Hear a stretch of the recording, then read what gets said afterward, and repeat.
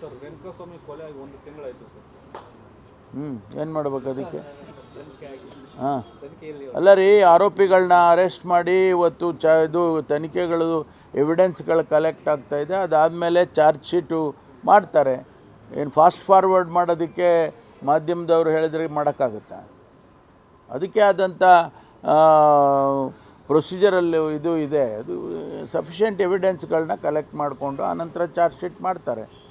ಇದರಲ್ಲಿ ನಾನು ಮೊದಲೇ ಹೇಳಿದ್ದೇನೆ, ಯಾರನ್ನು ರಕ್ಷಣೆ ಮಾಡುವಂಥ ಅಗತ್ಯನೂ ಇಲ್ಲ, ಮಾಡೋದು ಇಲ್ಲ. ಹೈಕಮಾಂಡಿನ ಒಂದು ಸಂದೇಶ ಬಂದಿದೆಯಾ? ಸಿಎಂ ಡಿಸಿಎಂ ಚರ್ಚೆಗೆ ಬಂದು ಮಾಡಿ ಚುನಾವಣೆಯತ್ತ ಆಡಳಿತದತ್ತ ಗಮನ. ನಾವೇ ಮೊನ್ನೆಯೆಲ್ಲ ನಾವು ಹೋಗಿದ್ವಪ್ಪ ಡೆಲ್ಲಿಗೆ.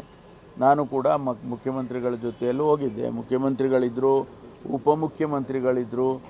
ಯಾವ ಹೈಕಮಾಂಡ್ನವರು ಕೂಡ ನಮಗೆ ಆ ವಿಷಯಗಳನ್ನ ಏನು ಮಾತೇ ಆಡಲಿಲ್ಲ. ನಾವು ನಮಗೆ ಇನ್ನೂ ಶಬಾಷ್ಗಿರಿ ಕೊಟ್ಟು ಕಳಿಸಿದ್ದಾರೆ. ಒಳ್ಳೆ ಕೆಲಸ ಮಾಡ್ತಾ ಇದ್ದೀರಾ. Thank you. ಆದಷ್ಟು ಶೀಘ್ರವಾಗಿ ಅವರಿಗೆ ಆದೇಶಗಳನ್ನು ಕೊಡ್ತೇವೆ. ಯಾಕೆಂದರೆ ಅಲ್ಲಿ ಪ್ರೊಸೀಜರಲ್ಲಿ 3 ನೋಟಿಫಿಕೇಷನನ್ನು ಮಾಡಿದರು. ಅದ್ರ ಬಗ್ಗೆ ತಮ್ಗೆ ಗೊತ್ತಿದೆ ಅಲ್ಲ, ಕೋರ್ಟ್ನಲ್ಲಿ ಏನೆಲ್ಲ ನಡೀತು ಅನ್ನೋದು ಕೂಡ ತಮ್ಗೆ ಗೊತ್ತಿದೆ. ಅದನ್ನು ಎಕ್ಸಾಮ್ ಮಾಡಿ ಅಂತಿಮವಾಗಿ ಈಗಾಗಲೇ ಪಟ್ಟಿ ತಯಾರಾಗಿದೆ. ಅದ್ರ ಬಗ್ಗೆ ಒಂದಿಷ್ಟು ಕ್ಲಾರಿಫಿಕೇಷನನ್ನು DPRನವ್ರು ಕೇಳಿದ್ದಾರೆ. ಅದನ್ನು ಕೊಟ್ಟ ನಂತರ ಮಾಡ್ತೀವಿ.